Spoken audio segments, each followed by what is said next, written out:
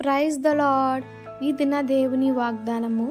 కాబట్టి సహోదరులారా, పరిశుద్ధమును దేవునికి అనుకూలమైన సజీవ యాగముగా మీ శరీరములను ఆయనకు సమర్పించుకొనుడని దేవుని వాత్సల్యమును బట్టి మిమ్మును బతిమాలుకొనుచున్నాను.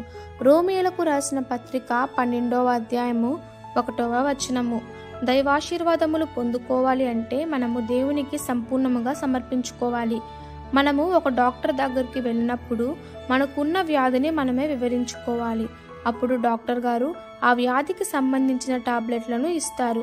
లేదు, నేను నాకున్న వ్యాధిని చెప్పను, అతనే చెప్పాలి, నాకు ఇష్టం లేకపోతే టాబ్లెట్లు వేసుకోను అని చెప్తే డాక్టర్ గారు మీరు నా పేషెంట్గా వద్దు అని చెప్తాడు. ఎందుకనగా పేషెంట్ను బాగు చేయుట డాక్టర్ పని.